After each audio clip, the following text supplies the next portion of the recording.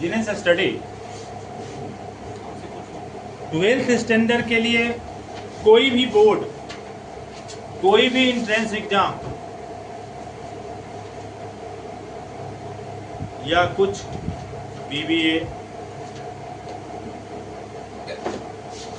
और इस तरह का कुछ प्रोफेशनल कोर्स भी यदि है तो अभी जो हमारा टॉपिक है nature and significance of management, ये बहुत ही महत्वपूर्ण टॉपिक है 12th स्टैंडर्ड के इंडिया में, खास करके जितना भी बोर्ड है सभी बोर्ड के लिए। उसके बाद इंटर के आगे हम जो भी कुछ अच्छे कॉलेज के लिए एंट्रेंस एग्ज़ाम देते हैं कॉमर्स स्टैंडर्ड के लिए, तो उस कॉमर्स के एंट्रेंस एग्ज़ाम के सिलेबस में भी ये exercise nature and significance of management include है, CUET में इंक्लूड है, बीबीए अगर हम पढ़ने जाते हैं तो वहाँ इंक्लूड है, सामान्यतः अगर हम बीकॉम का कोर्स करते हैं तो वहाँ भी मैनेजमेंट में या बिजनेस ऑर्गेनाइजेशन के बुक में ये चैप्टर, ये टॉपिक सब अलग अलग हेड में, एक्सरसाइज का नाम चाहे जो हो लेकिन टॉपिक ये आपको पढ़ने को मिलेगा। हमारा टॉपिक एक्सरसाइज है 12th स्टैंडर्ड में, ये नाम रखा है nature and significance of management. Management sir थोड़ा ध्यान दें, मैनेजमेंट हम रट के इसका डेफिनेशन नहीं याद कर सकते हैं। मैनेजमेंट अगर परिभाषा पूछा जाए तो शॉर्ट में हम कहते हैं कि व्यक्ति के समूह से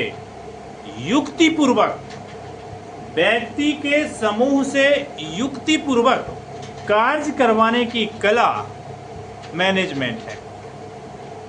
अब अगर हम याद रखें तो हम इसको 3 रूप में संधि विच्छेद करते हैं, मैनेज, मैन और टी। मैनेज, मैन में MEN लगा हुआ है, मैनेज एक शब्द हो गया मैनेज, दूसरा शब्द हो गया मैन और टी इक्वल टू टेक्टफुल्ली।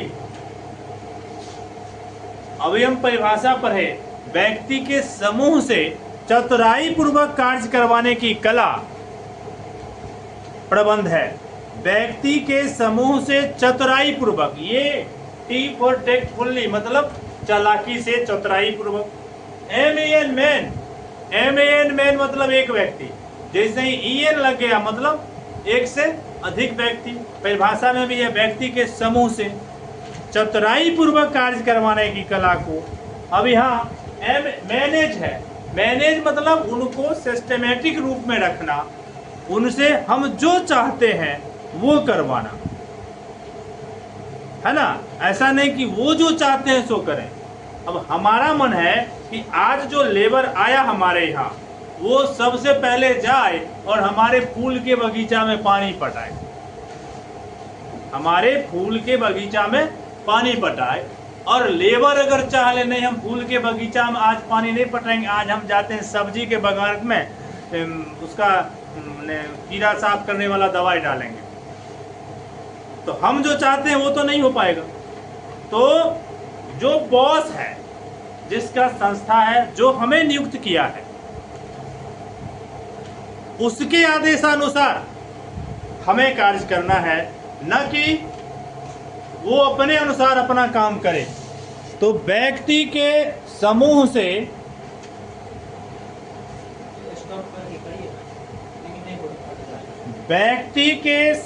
से चतुराई पूर्वक कार्य करवाने की कला प्रबंध कहलाता है। इसी में शॉर्ट में कहा गया है, हम व्यक्ति से क्या करवाना चाहते हैं और वह उसे कैसे करता है, यह देखना प्रबंध है। हम व्यक्ति से क्या करवाना चाहते हैं और व्यक्ति उसे कैसे पूरा करता है, यह देखना प्रबंध कहलाता है। ठीक है, आगे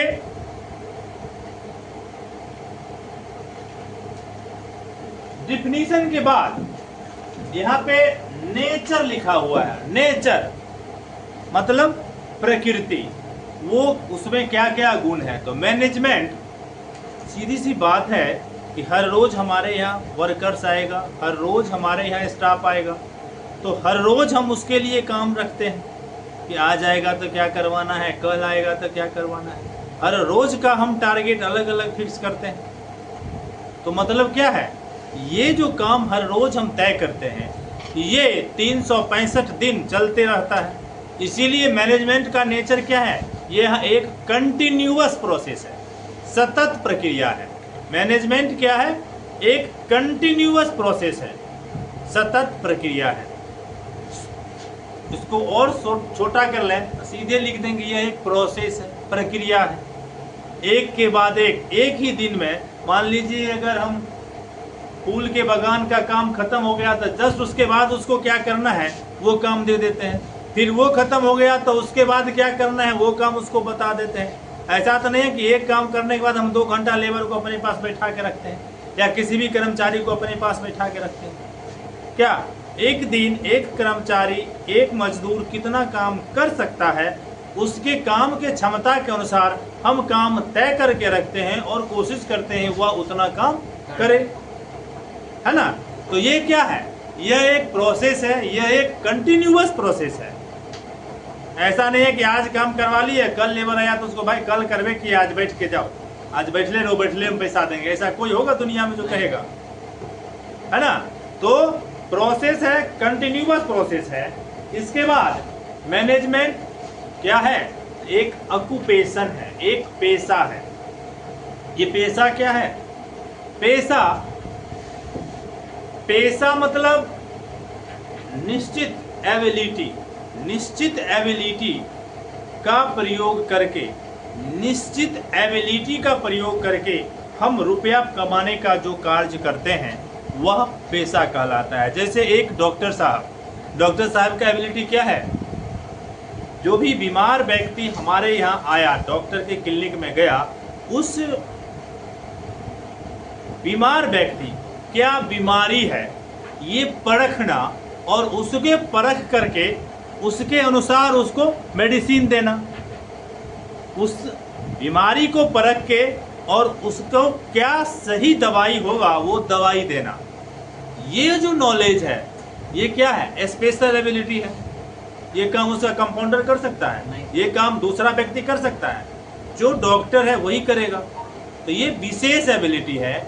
एक वकील कोई भी मुकदमा किस बेस पर जीता जा सकता है, किसी भी मुकदमा को कौन सा एग्जाम्पल दें, कौन सा लॉ लगाएं, या इस तरह का मुकदमा कहाँ इससे पहले हुआ था, जिसको किस आधार पे जीता गया था, ये सारा कुछ का वो स्टडी करता है ना। तो ये चीज क्या है, एक स्पेशल एबिलिटी है जो सामान्य व्यक्ति के पास। एक लेक्चरर, एक प्रोफेसर, एक टीचर किसी भी टॉपिक पे लेक्चर देते हैं, उसका एक स्टैंडर्ड फिक्स करते हैं। ये क्या है, एक स्पेशल एबिलिटी है जो सामान्य आदमी नहीं कर। एक फिजिक्स के टीचर को अगर इकोनॉमिक्स पढ़ाने के लिए कह दिया जाए और एक इकोनॉमिक्स के टीचर को फिजिक्स पढ़ाने के लिए कह दिया जाए तो क्या ये पॉसिबल होगा। तो हर व्यक्ति में स्पेशल एबिलिटी होता है, उस एबिलिटी का प्रयोग करके वह पैसा कमाता है। यही मैनेजमेंट है। मैनेजमेंट भी क्या है, एक से अधिक व्यक्ति को हमें कार्य करवाना है। हमारे पास ग्रेजुएट भी होंगे, हमारे पास इंटर पास भी होंगे, मैट्रिक पास भी होंगे और अंगूठा छाप भी होंगे। सबको एक संस्था में रखना, सबके बीच तालमेल बनाए रखना, कोऑर्डिनेशन बनाए रखना, सबको ऑर्गेनाइज करना, ये क्या है, एक स्पेशल एबिलिटी है। इसीलिए मैनेजमेंट क्या है, तो एक ये है, प्रोसेस है, और ऑक्यूपेशन है, कंटिन्यूअस प्रोसेस है। इसके बाद नेचर में कहा गया है मैनेजमेंट एन आर्ट, यह एक कला है। फिर कहा गया है मैनेजमेंट इज ए साइंस, और अलग से सेटर एक क्वेश्चन भी बनाते हैं, मैनेजमेंट इज एन आर्ट और a science, discuss it's. Management कला है या विज्ञान है, स्पष्ट करें। मैनेजमेंट इज एन आर्ट और ए साइंस, डिस्कस इट्स। तो इसके लिए मैनेजमेंट आर्ट है या साइंस है, हमें आर्ट के बारे में बताना होता है। आर्ट क्या है? आर्ट। साइंस क्या है? साइंस H2O, 2 अणु हाइड्रोजन और 1 अणु ऑक्सीजन, H2O को मिलाने से जल बनेगा। ये फॉर्मूला साइंस दे दिया, ये फॉर्मूला साइंस दे दिया। आर्ट का काम है उस फॉर्मूला का प्रयोग करके पानी का निर्माण कर देना, जल का निर्माण कर देना, ठीक है। और ये जो देख रेख करता है उसको हम मैनेजमेंट कहते हैं। अर्थात मैनेजमेंट में क्या है? ये सूत्र की खोज करना और उसका प्रयोग करना, है ना। सूत्र की खोज करना और उसका प्रयोग करना, ये दोनों मैनेजमेंट के अंतर्गत होता है। इसीलिए मैनेजमेंट क्या है? आर्ट और साइंस दोनों है, ठीक है। इसके आगे function of management. Function of management, management के कार्य को अलग अलग राइटर, जॉर्ज आर टेरी, तो हेनरी फेयोल या और भी जितने हैं, सब अपने अपने तरीका से, कोई इसके कार्य को 4 भाग में बांटे हैं, तो कोई इसके कार्य को 5 भाग में बांटे हैं, तो कोई 6 भाग में बांटे हैं, तो किन्हीं के द्वारा 3 भाग ही बताया गया है। इस सब को अगर आप इकट्ठा करते हैं तो एक शब्द का निर्माण होता है, पोस्ट कार्ड, है ना।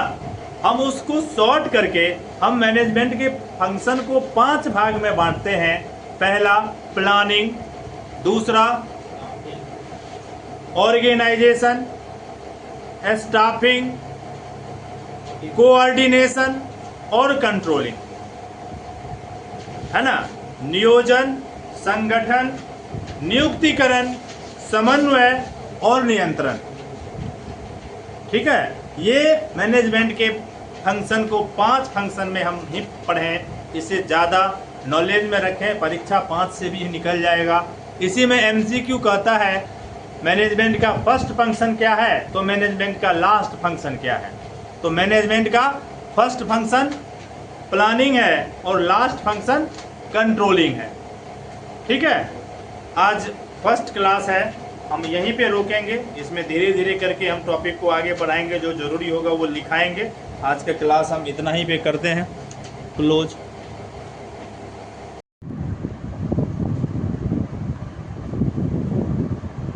क्लास 12 के बिजनेस स्टडी के लिए अभी तक जो हम टॉपिक कर दिए वो टॉपिक है मैनेजमेंट का डेफिनेशन, मैनेजमेंट का नेचर, मैनेजमेंट का फंक्शन। इतना टॉपिक करने के बाद अचानक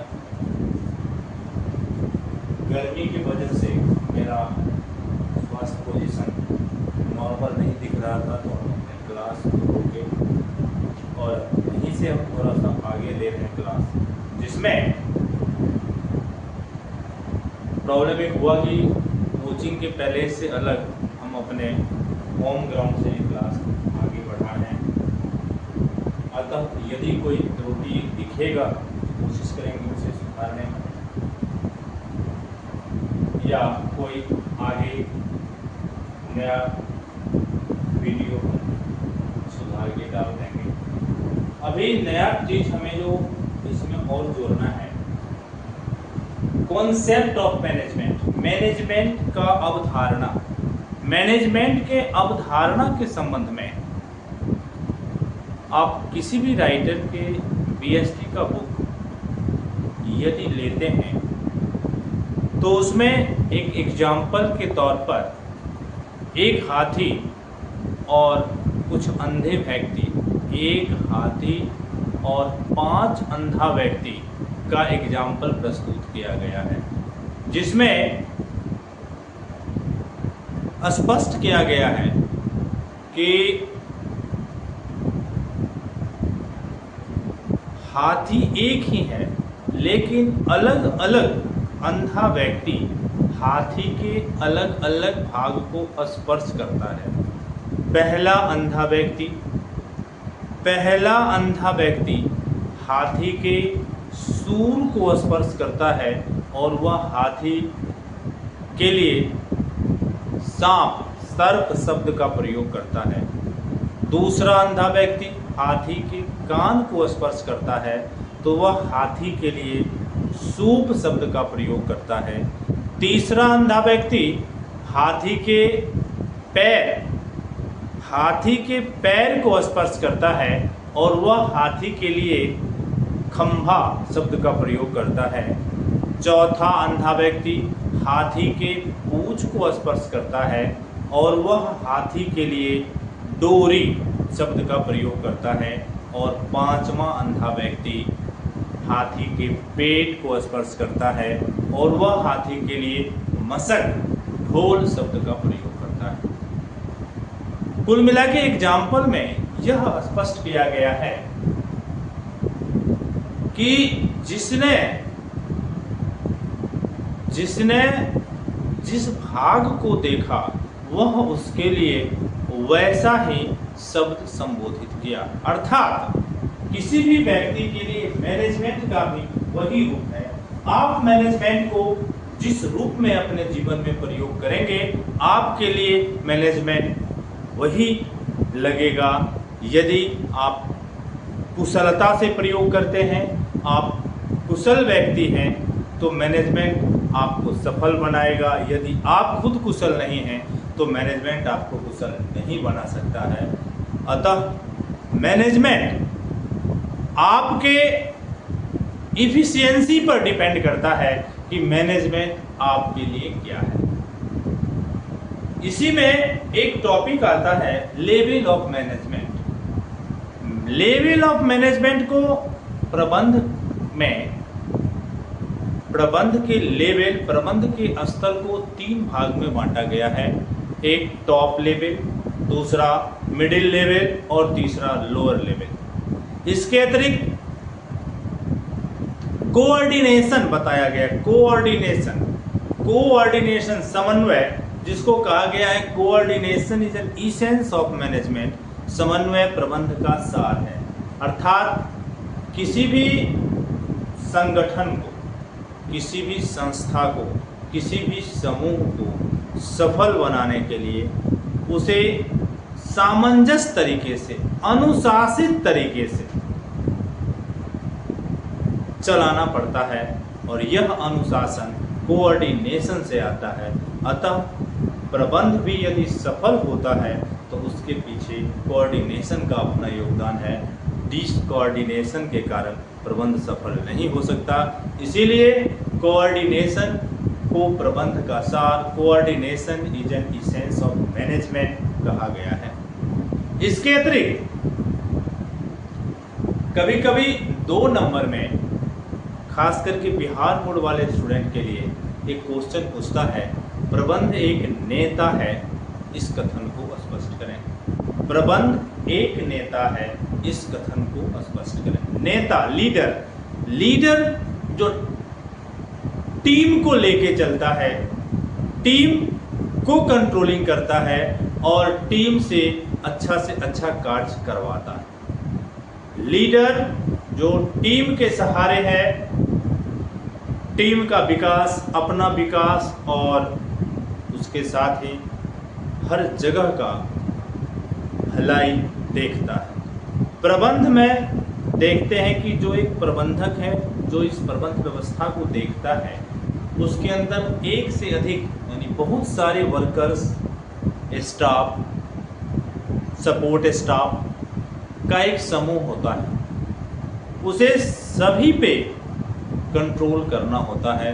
सभी के लिए क्या आवश्यक है और संस्था के लिए क्या आवश्यक है, उन सब बातों को वो अपने हिसाब से समझता है और उसके अनुसार कार्य संपन्न करवाता है। अतः जो काम सामान्य रूप से एक नेता के द्वारा किया जाता है, वही काम प्रबंध के द्वारा भी होता है। इसीलिए प्रबंध को एक नेता कहा गया है। आगे इसी चैप्टर में प्रबंध और प्रशासन का अंतर, प्रबंध और सहकारिता का अंतर, इसके आगे जो लोग इस चैप्टर का फेयर करना चाहते हैं वो फेयर के रूप में करेंगे।